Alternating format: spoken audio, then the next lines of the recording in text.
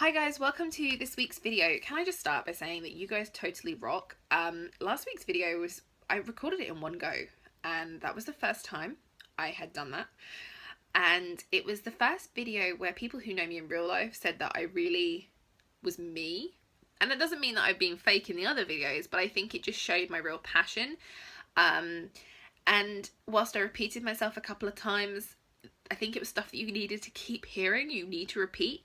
So thank you. The comments and feedback were so awesome, and you guys really inspire me every day, so thank you so much. And you may remember in last week's video that I mentioned towards the end that I was going to start journaling again. Going to start not focusing on fat loss, because I still have many other things I also want to do, but I'm starting to address my physique again and looking at fat loss goals.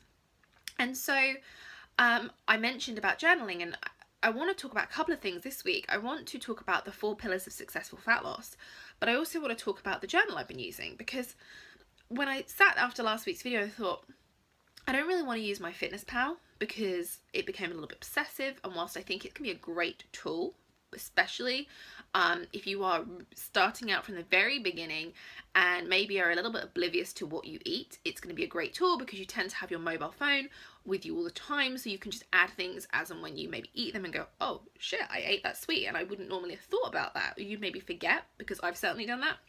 It's a great tool for that. You don't always have a pen and paper around.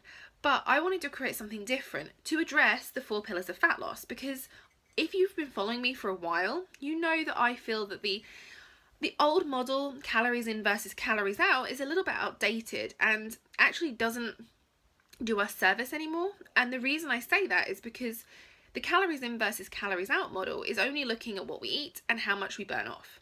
And we tend to be eating processed foods when we do that model. We don't necessarily eat whole foods. We tend to restrict our calories beyond what we need. And then we also, and this is not me having to go at cardio, I love sprints, but we tend to only do cardio when we follow that model, because that's what gets a bigger calorie burn. So we look at doing lots of cardio, lots of running, hours and hours in the gym, or hours and hours running outside, because that's what gets the bigger burn. Okay, so that's what I'm saying. Now, as I said, if you guys have followed me for a while, you know I don't really love that model. I don't really like using the phrase weight loss. I prefer using fat loss. Quickly, the reason I prefer using the phrase fat loss is because when we look at weight loss, we are tending, and this is only most of us are losing muscle mass. We are losing weight, not fat. Does that make sense? So you're not necessarily losing fat. You're probably losing some fat, but you're losing a lot of muscle mass as well, which is why if you've ever seen, myself included, if you've ever seen those people who have lost a vast amount of weight but only been doing calories in versus calories out, they sometimes, a lot of the time, tend to look like a softer version of what they were. That may sound really harsh. I was that person. I'm going to be completely honest. When I lost 100 pounds of weight, I was looking at calories in, calories out. It was only towards the last few months of that programming that I actually started to understand muscle gain, and I actually started to lift weights. For most of that time, I was doing some weightlifting, so I wasn't, I was maintaining some muscle mass, but my calories were very restricted. I was only focusing on cardio. My trainer was focusing on lifting weights with me, but that was only twice a week. I ran a lot. And that is why by the time I lost 100 pounds, I just kind of still saw a lot of skin. I didn't look any different. I didn't look how I expected to look. So that is why I like to use the term fat loss rather than weight loss, because I want you and I to lose fat. I don't want to lose muscle mass. I like my muscle mass as it is. Now, that being said, fat loss is harder than weight loss. It is harder. But what happens is you change your body. You change your physique when you lose fat instead of just weight. And isn't that what we want? We want to change our bodies. That's the whole point of dieting. We want to diet because we want to lose some numbers. We want to look a bit smaller. I get that. But we want to change our body. We don't want to just be a smaller version of what we are right now. I certainly don't want to be a size 10 version of what I am right now. That would be pointless. What's the point of that? I want to change my body. I'm quite happy being the same size I am now if I'm changing my body shape. So, the 4 pillars of fat loss. They are the 4 areas that I think we should be addressing before we make those small habitual changes. So, I will go through the 4 pillars of fat loss now. Meals, exercise, leisure, and movement. Mindfulness. Mindfulness. So those are the 4. So it's MELM, okay? Again, meals, exercise, leisure, and mindfulness. So the 4 pillars of fat loss are really the 4 areas that we can address to figure out which one we're struggling with most. Now, some of you might be like, Melanie, I'm struggling with all 4 areas, every single area I struggle with.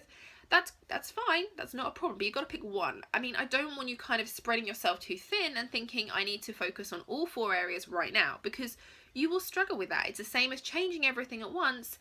You will become overwhelmed and you are more likely to quit. So what I would tend to advise you to do is take those 4 areas, and on a scale of 1 to 10, 1 being I have absolutely no control over this, I really struggle with it, I don't even really know how to begin doing that, I don't do it at all, that would be number 1. 10 would be, yep, I'm set, I know exactly what I'm doing, I don't need to worry about that, that is perfect. So I would address all 4 areas on a scale of 1 to 10. So I'll just give you a little bit of an idea. For mine, the one that I had the highest number in is mindfulness. I know that I'm very mindful. I know that I'm very self-aware. I learn my lessons very quickly. I happen to be somebody that's very good at going, I ate the cake. Like last week, okay? So you guys know what I'm talking about. So on mindfulness, I'm probably like an 8 or 9. I'm pretty mindful. The only things I've been struggling with mindfully is understanding hunger.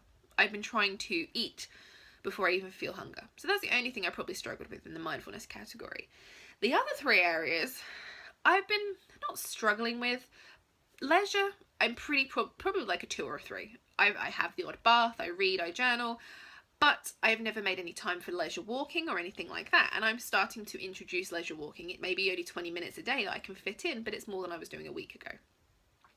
Now, the meals and the exercise, I'm consistent with that. But the meals I've been struggling with, and that was the area I focused on first. Because with meals, I started to notice that my clothes were feeling a little bit tighter. My jeans and things like that were feeling a little bit tighter. And I thought, I seem to be consuming more food than I need to at breakfast. And if you've seen this week, I've been talking about the fact that I was wrong. I talk about you have to figure out what works for you, but I'm telling you breakfast is the most important meal of the day. I'm going to put my hands up and say, I don't really think it is anymore. I think breakfast can be the most important meal of the day for some people, and it has been the most important meal of the day for me for many, many years. But if you are not losing weight and you are eating if you are not losing fat and you are eating breakfast, then having breakfast is not going to be the answer, is it? So that is why for me, I'm actually playing around at the moment with intermittent fasting. So at the moment, it's 10 to 8 in the morning here, and I haven't had breakfast yet. Normally, I would have already had breakfast. Normally, I would already be planning my next meal. Now, at the moment, all I've had this morning is a couple of cups of Bulletproof coffee. Now, am I hungry? Maybe a little bit. I've made a protein shake. I've put it in the fridge, and I will have it later. I'm not going to die. I will survive when I finally get my protein shake. But I'm playing around with the fasting, and fasting doesn't have to be as scary as it sounds, and that's a video for another time. But that's what I've been doing with my meals. I've been pushing back my meal timings, really trying to introduce the feeling of hunger. Now, if you are starting out at the very beginning, this may not be the best idea for you. You may find that your hunger, your energy, and your cravings go completely out the window, and you end up, instead of it being intermittent fasting, it's intermittent fattening. Thank you, Jade, for that. But for me, I need to feel this hunger. I need to know what hunger feels like, and I need to know that I'm not going to die, that I don't need to eat something just because it's 8 o'clock, it's 10 o'clock, it's 3 o'clock, whatever the time is. I don't need to eat just because of the time. And it's actually been very, very insightful. I've really, really enjoyed the process this week. With regards to my exercise, I love exercising. I love going to the gym. But my exercises have felt a bit blah. I felt very, I don't know, I haven't really felt like I've been doing the right thing at the gym. So what I decided to do was invest in a couple of workout programs, and I'm actually going to start following those. Not because I can't program for myself, but it takes away the added stress of having to figure out what I'm going to do in the gym and program myself. I love programming, but right now for other people is more exciting than doing it for myself. So I've got a couple of workout programs that I'm going to start to follow, one of which introduces more cardio, and the other one's going to really focus on weightlifting. So that's what I'm doing. So that's the 4 pillars, and that's how I took those 4 pillars and addressed what I needed to do. So again, a reminder, the 4 pillars of fat loss: meals, exercise, leisure, and mindfulness. On a scale of 1 to 10, right now, take out a pen and paper, pause this video, and go and think about where you are on those 4 areas, on those 4 pillars. So 1 being, I have no idea what I'm doing. I'm really, really struggling with this, and this is the area that causes me the most stress. A 10 being, I'm set. I've got this down. You know, I know what I'm doing here. This is not the area I need to worry about. So that's the first thing I wanted to talk about. The second thing I wanted to talk about is the journal I'm using. So I went through, I did a scale of 1 to 10 on each of those 4 pillars, took the 3 areas I kind of needed to work on, and the 1 area in particular I wanted to really change first off. Now, the journal I've used is something I've created. I decided that I didn't want to use MyFitnessPal. It was a bit obsessive before, whilst it's great, as I said, for a tool when you're first starting out, it wasn't what I wanted to use. I also didn't want to just use a notepad and a pen, so I created a journal which covers the 4 elements, the 4 pillars of fat loss. And I've divided the journal into 4 sections, and each day I'm writing down words, feelings, food timings.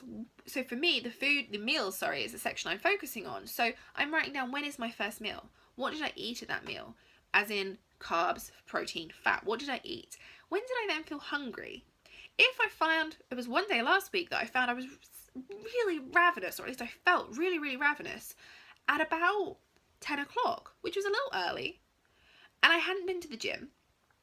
And in my morning protein shake, I didn't put any fat or any carbohydrates in. So I thought, I need to put something in that shake because this is not keeping me satiated. I'm doing 2 scoops of protein powder, so I'm getting like 50 grams of protein, but this isn't keeping me satiated, and I felt very hungry.